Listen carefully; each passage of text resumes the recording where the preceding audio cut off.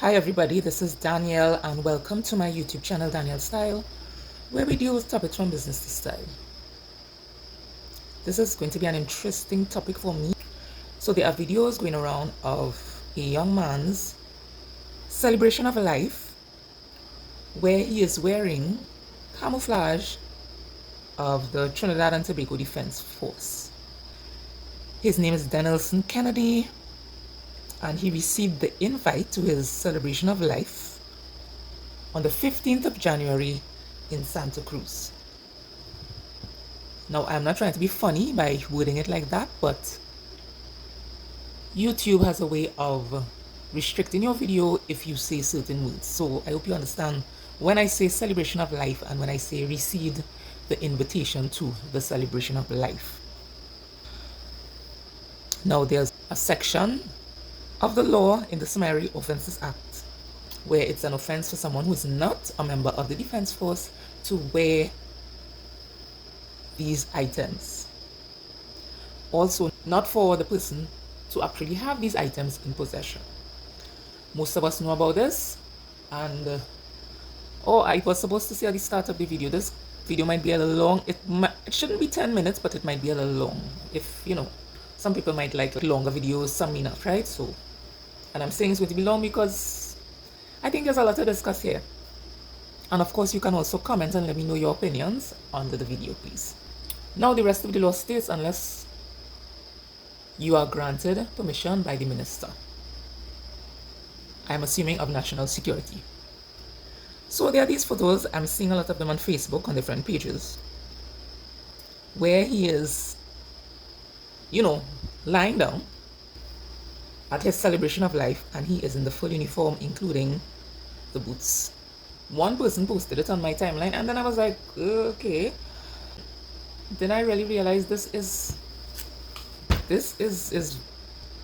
yes, we know it's not right, but this is some kind of Twilight Zone. I don't know if some of you all are old enough to know about Twilight Zone. This is Twilight Zone types of experiences. So people are really discussing and asking questions under these posts. I mean, some people are laughing. I always thought that someone attending their celebration of life does not warrant a laugh, but it's actually the situation, because if it's not lawful to wear this, how is he wearing it in the celebration of life? People asking questions like the home, the home that deals with the preparation of the person, are they at fault?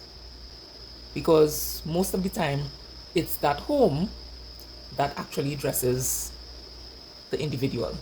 Then someone came up with a point which was valid, saying that in some instances persons related or friends of the individual would dress them after they leave the celebration of life home and they go to, for example, their own home or the relatives' home or whatever. They would dress them. So it could be possible that the individual may have been transported home and their clothing changed. It's possible. I wasn't there, and of course most likely nobody's going to come out and say, well, yes, that's what we did, because it's now an investigation by the authorities, right? Other people are saying, okay, he's already under the earth. Are they going to bring him back up to the surface, take off the clothing, and then put him back under?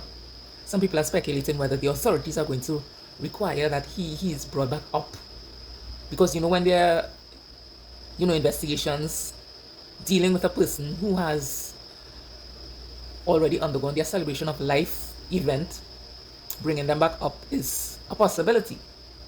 Some are also saying that the fabric is available. Now, of course, people just say the fabric is available, but they would not give details because it's against the LAW, right? So they said the fabric is available, so any seamstress or tailor could have sewn it. Others say that it looks like an actual uniform from a member of the Defense Force, the Trinidad and Tobago Defense Force. And of course, members and persons close to them would know. I would know, of course. I don't have anyone around me who is a member. Other people are also saying that in other countries, it's available in other countries, people wear it. I am assuming that they are saying that it would have been transported, but if it was transported, like mailed in a package overseas, then it would have had to go through customs. And I mean, if customs saw it, I would assume that they would have done something about it. That's if that happened, of course.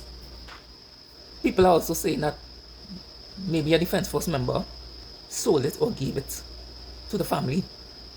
We know that there have been a lot of events where persons are dressed up in these kind of clothing alive, and other authority type clothing, to be able to get into people's homes and then they unalive them, right? We know that some of these things are what is happening, and somehow the authorities can't uncover how it is happening.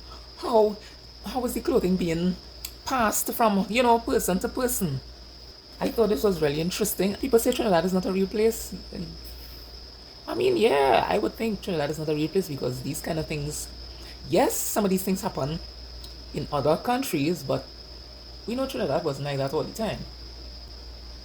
What do I think? I actually think that they would have gotten the outfit from a member who is not,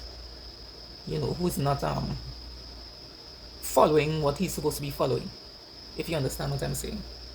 Tell me what you all think. I mean, condolences go out to the family and friends of this individual, and feel free to subscribe to Daniel Style for more videos like this dealing with events, news, and lifestyle. Bye.